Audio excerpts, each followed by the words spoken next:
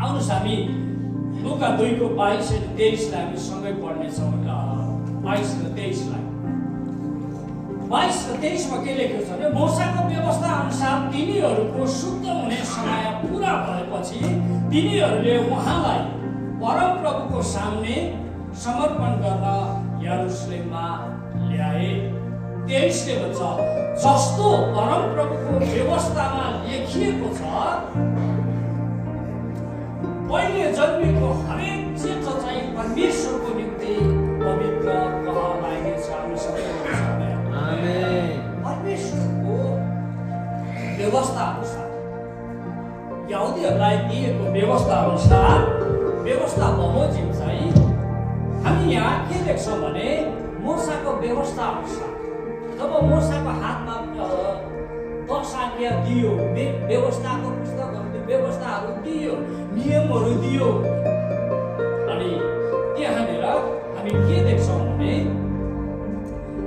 मरियम र योसेफले मोसाको व्यवस्थालाई सम्मान गर्दै यसलाई मन्दिरमा समर्पण गरे।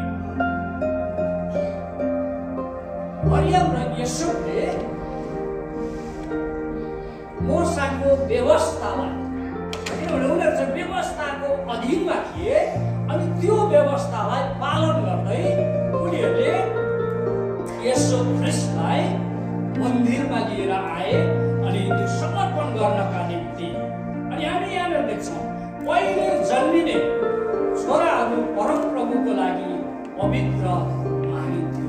पहिलो जन्मिएको जेठो छोरा, जेठो सन्तान चाहिँ परमेश्वरको राज्यको निम्ति, परमेश्वरको कामको निम्ति चाहिँ पवित्र कहलाइन्थ्यो। अनि त्यसलाई चाहिँ छुट्टै राख्ने, त्यसलाई चाहिँ छुट्याउने गरिन्थ्यो है। अनि हामी त्यहाँनिर देख्दछौँ र यसले गर्दाखेरि जब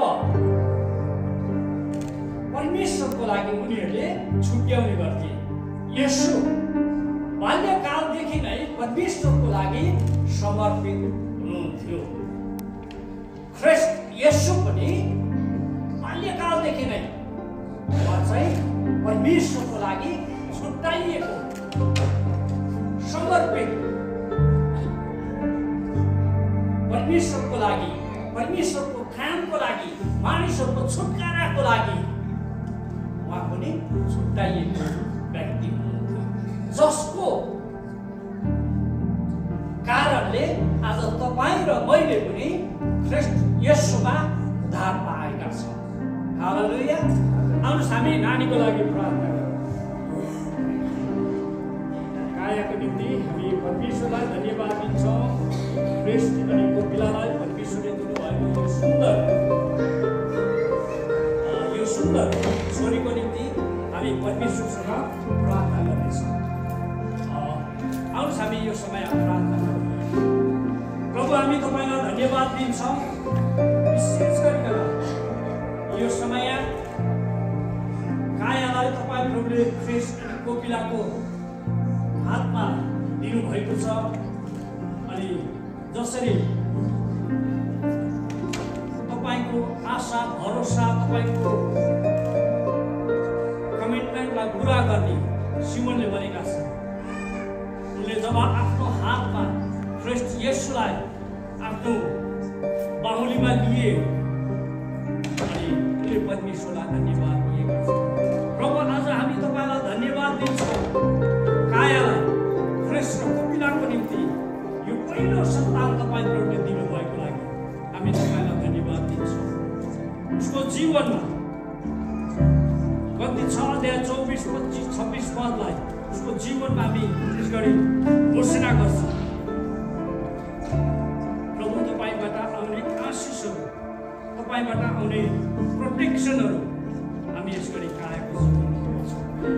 कुनै पनि रोग, कष्ट, पीडा, अन्धकारका शक्तिहरूलाई हामी यसको नाममा रद्द गर्छौँ अनि प्रार्थना गर्छौँ। प्रभु कायालाई तपाईँहरूले आफ्नो छोरीलाई तपाईँहरूले सुरक्षित राख्नुहोस्।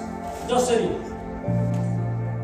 प्रभु हामी ख्रीष्ट येशूको रगत गाएको जीवनमा लाउँछौँ। प्रभु हामी तपाईँलाई धन्यवाद दिन्छौँ। सबै कुराको लागि धन्यवाद। बिन्ती प्रार्थना आशिष हुन्छ येशू मसीह तपाईँको उच्चारण हाम्रो परमेश्वर पिताको प्रेम, प्रभु येशू ख्रीष्टको अनुग्रह, पवित्र आत्माको सङ्गति अनि शान्तिका सहभागिता कायको जीवनमा उहाँको परिवारको जीवन सम्पूर्ण मण्डलीको जीवन जबसम्म तपाईँ ख्रीष्टको दोस्रो आगमन बादलको सवारी भएर यो पृथ्वीमा हुँदैन तबसम्म सदा सर्वदा भइरहनुहोस्। केक काटेर बस्ने पहिला केक काट्दा